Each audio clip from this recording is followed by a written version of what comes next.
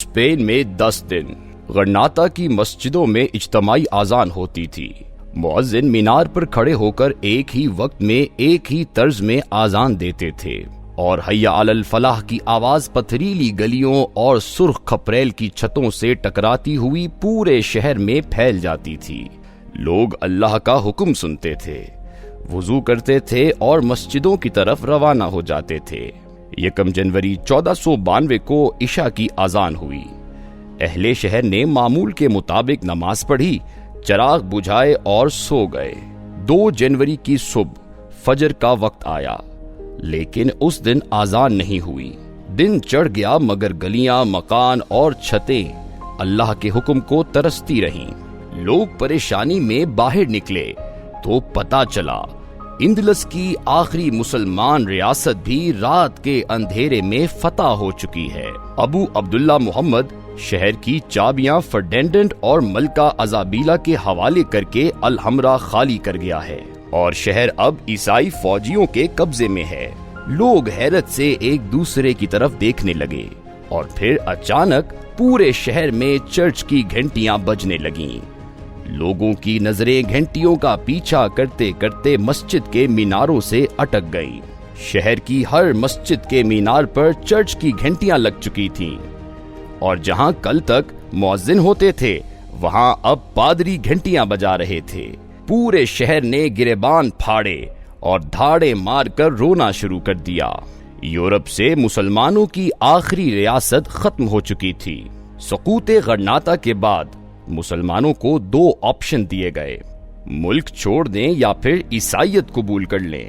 لاکھوں مسلمان مراکش اور ترکی شفٹ ہو گئے اور ہزاروں نے جھوٹ موٹ کی عیسائیت قبول کر لی۔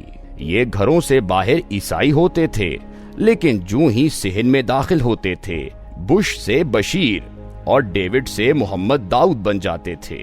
وہ چھپ کر نماز بھی پڑھتے تھے اور قرآن مجید بھی۔ یہ سلسلہ زیادہ عرصے تک نہ چل سکا۔ مخبری ہو گئی اور فرڈینڈنٹ نے مشکوک مسلمانوں کے لیے سور کا گوشت لازم قرار دے دیا۔ جو کھا گیا وہ بچ گیا، جس نے انکار کیا وہ مارا گیا۔ یہ سلسلہ بھی 100 سال تک چلتا رہا۔ 1609 عیسوی میں بادشاہ نے مسلمانوں کی پوری نسل کو ملک بدر کر دیا۔ یوں بیچارے مسلمان عیسائی ہونے کے باوجود جلا وطن ہو گئے۔ تاہم یہ جاتے جاتے قرآن مجید، احادیث کی کتابیں، آباء و اجداد کا شجرہ اور اپنا حال دل گھروں کی دیواروں میں چھپا گئے۔ یہ اوراق آج تک پرانی عمارتوں کی دیواروں سے نکلتے ہیں اور پڑھنے والوں کو خون کے آنسو رلاتے ہیں۔ اس دوران 500 سال تک غرناطہ میں نماز اور اذان پر پابندی رہی، یہاں تک کہ 2003 آیا اور حکومت نے غرناطہ میں مسجد بنانے اور اذان دینے کی اجازت دے دی۔ اور آپ اللہ کی حکمت دیکھیے، 1 جنوری 1492 عیسوی کو غرناطہ میں آخری اذان عشاء کی تھی اور 2003 میں 511 سال بعد غرناطہ کی فضا میں پہلی اذان فجر کی تھی۔ یوں اللہ نے اپنے نام کا ٹوٹا ہوا دھاگا 500 سال بعد وہیں سے جوڑ دیا جہاں سے اسے توڑنے کی کوشش کی گئی تھی، اور آج غرناطہ میں اسلام اپنی نشاط ثانیہ کے عمل سے گزر رہا ہے۔ اسپین کے باشندے اسلام بھی قبول کر رہے ہیں اور ملک میں اللہ کا پیغام بھی پھیلا رہے ہیں، اور ان لوگوں میں یاسین بھی شامل ہے۔ یہ یاسین کون ہے؟ میں آپ کو بتاؤں گا، لیکن ہم یاسین سے کیسے ملے یہ کہانی زیادہ دلچسپ ہے۔ ہم 70 لوگوں کا گروپ 22 مئی کو اسپین کے وزٹ پر آیا۔ یہ پاکستان سے آئی بیکس کا اسپین کا پہلا ٹور تھا۔ شنجن ممالک پاکستانیوں کو گروپ ویزے نہیں دیتے، لیکن اسپین ایمبیسی نے ہمارے گروپ کو پہلی مرتبہ اکٹھے ویزے دیے اور یوں ہم 70 لوگ اسپین پہنچ گئے۔ ہمارے ساتھ فیملیز بھی تھیں، بچے بھی، نوجوان بھی اور بزرگ بھی، اور یاسین ہمارا گائیڈ تھا۔ یہ نو مسلم ہے، اس کا والد کیوبن اور والدہ اسپینش ہے۔ یاسین نے اسلام قبول کیا اور ہم سے 1000 درجے بہتر مسلمان بن گیا۔ یہ کیا خوبصورت تلاوت کرتا ہے اور اسلام کی کیا خوبصورت تشریح کرتا ہے۔ یہ میرے بیٹے شمائل کی دریافت تھا۔ یہ دونوں فروری میں گروپ کے لیے ہوٹل اور حلال ریسٹوران تلاش کرتے رہے اور آخر میں ایک دوسرے کے دوست بن گئے۔ یاسین واقعی ہیرا انسان ہے، اس نے گروپ کی دل و جان سے خدمت کی۔ ہم غرناطہ پہنچے تو یہ ہمیں ہر اس جگہ لے گیا جہاں سے 500 سال پہلے اسلام کو نکالنے کی جسارت کی گئی تھی، مگر اسلام وہاں واپس آیا اور آ کر کمال کر دیا۔ ہم الحمرا میں اس گیٹ کے سامنے بھی گئے جہاں سے ابو عبداللہ محمد نے اپنے خاندان کے ساتھ دنیا کے خوبصورت ترین محل کو الوداع کہا تھا۔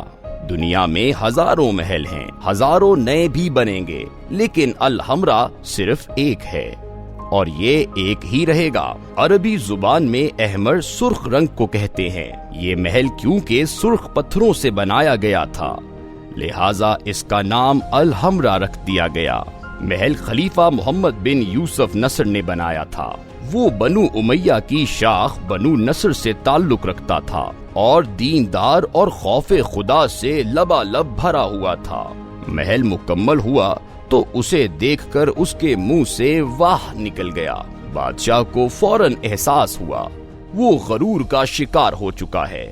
وہ اسی وقت سجدے میں گرا، اللہ سے معافی مانگی اور حکم دیا سفید سنگ مرمر پر ولا غالب الی اللہ لکھا جائے اور پورے محل کی دیواروں پر لگا دیا جائے۔ لاکھوں ٹن سفید سنگ مرمر لایا گیا، ہزاروں نقاش بلائے گئے۔ انہوں نے دن رات ایک کر کے پتھر کے ہر ٹکڑے پر ولا غالب الی اللہ کندہ کیا اور محل کی ہر دیوار پر نصب کر دیا، بے شک اللہ ہی غالب ہے۔ یہ فکرہ آج بھی الحمرا کی ہر دیوار پر کندہ ہے۔ ابو عبداللہ محمد الحمرا کی قدر و منزلت سے واقف تھا، لہٰذا اس نے اسے بچانے کے لیے ہر چھوٹی بڑی طاقت سے مدد مانگی۔ فیض کے بادشاہ کو بھی خط لکھا، ترکی کے عثمانی بادشاہوں کی منت بھی کی اور کیتھولک چرچ سے بھی درخواست کی، لیکن اسے ہر جگہ سے ناکامی کا سامنا کرنا پڑا۔ دنیا میں کسی نے اس کی مدد نہیں کی، لیکن ایک ذات تھی جس نے الحمرا کی حفاظت کا فیصلہ کر رکھا تھا، اور وہ تھا ہمارا پروردگار رب کائنات۔ اس نے اس محل کو زمین بوس نہیں ہونے دیا، لہٰذا آج بھی الحمرا کی دیواریں ولا غالب الی اللہ کی گواہی دے رہی ہیں۔ عیسائی دنیا کے قلب میں موجود مسلمانوں کی اس آخری نشانی کی ہر دیوار پر قرآنی آیات لکھی ہیں اور عیسائی دنیا ان آیات کی حفاظت کر رہی ہے۔ الحمرا کی دیواروں پر کندہ آیات کو چھونے پر پابندی ہے۔ حکومت اسے عالمی ورثہ کی حفاظت قرار دیتی ہے، لیکن یاسین کا دعویٰ تھا یہ حکم حکومت نہیں اللہ کی طرف سے آیا تھا۔ اللہ نہیں چاہتا کسی غیر مذہب کی بے وضو انگلیاں اس کے مقدس نام اور مقدس کلام کو چھوئیں، لہٰذا اس نے دیواروں کو ٹچ کرنے پر پابندی لگوا دی۔ الحمرا آج بھی دنیا کو یہ پیغام دے رہا ہے، محل ہوں، انسان ہوں یا پھر سلطنتیں ہوں، ان کی حفاظت اللہ کرتا ہے، لوگ اور حکومتیں نہیں۔ اور وہ لوگ کتنے بے وقوف تھے جو الحمرا کی حفاظت کے لیے انسانوں کی منتیں کرتے رہے۔ وہ ایک بار سجدے میں گر کر اللہ سے مدد مانگتے تو محل کے ساتھ ساتھ آج تک ان کی سلطنت کو بھی زوال نہ آتا۔ ہم نے الحمرا میں گھومتے ہوئے چپے چپے پر اللہ کے اس اعلان کو محسوس کیا۔ الحمرا کا پانی کا نظام بہت شاندار تھا۔ دریائے ڈارو محل سے 150 فٹ گہرائی میں بہتا ہے۔ دنیا میں 800 سال قبل پانی کو گہرائی سے اونچائی تک پہنچانے کا کوئی بندوبست نہیں تھا، لیکن عربوں نے نہ صرف تازہ پانی الحمرا تک پہنچایا بلکہ پورے شہر کو بھی فراہم کیا۔ اس زمانے کے آرکیٹیکٹ پانی کے بہاؤ سے 6 میل الٹ چلے، اور جہاں محل اور پانی کا بہاؤ برابر ہو گیا وہاں سے انہوں نے پانی کا چینل بنایا اور چھوٹی سی آبی شاخ محل کی طرف موڑ دی، اور یوں تازہ پانی محل پہنچ گیا۔ اس سے انہوں نے آب پاشی بھی کی، فوارے بھی چلائے، غسل خانے بھی آباد کیے اور پانی کو گھما کر شہر بھی پہنچایا۔ یوں پانی پورے شہر سے گھوم کر دوبارہ دریا میں شامل ہو گیا۔ آب رسانی کا یہ سسٹم آج 800 سال بعد بھی قائم و دائم ہے۔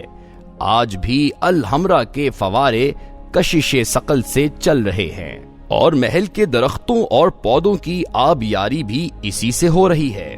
ہمارے گروپ نے اسپین میں 10 دن گزارے۔ ہم میڈرڈ بھی گئے، تولیدو بھی، کرتبا بھی، سیویا بھی، غرناطہ بھی، مورسیا بھی، علی کانتے بھی، ویلنشیا بھی اور بارسلونا بھی۔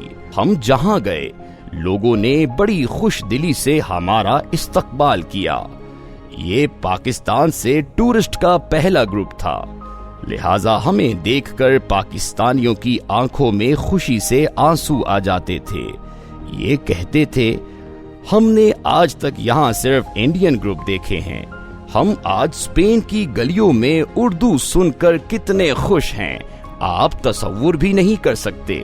کاش پاکستان کے لوگ بھی اس عزت اور فخر کے ساتھ یورپ کی گلیوں میں پھر سکیں۔ ہم غرناطہ کے میئر فرانسسکو روڈریگوس سے بھی ملے۔ ہمارے گروپ فیلو سیف اللہ ضیاء نے اسے پنجابی پگ گفٹ کی۔ میئر پگڑی پہن کر آفس سے باہر آ گیا اور دیر تک گروپ کے ساتھ تصویریں بنواتا رہا۔ میئر نے گروپ کو دعوت دی، آپ لوگ غرناطہ میں بزنس کریں، ہم آپ کو زمین بھی دیں گے اور قرضے بھی، ہمیں بزنس مینوں کی اشد ضرورت ہے۔ ہم نے اس سے وعدہ کیا ہم ستمبر میں بزنس مینوں اور سرمایہ کاروں کا گروپ لے کر غرناطہ آئیں گے۔ اس نے خوشی سے ہاتھ ملایا اور کہا آپ لوگ آئیں، میں شہر کے تاجروں اور سرمایہ کاروں کو آپ کے سامنے بٹھا دوں گا تاکہ غرناطہ میں بھی ایک چھوٹا سا پاکستان بن سکے۔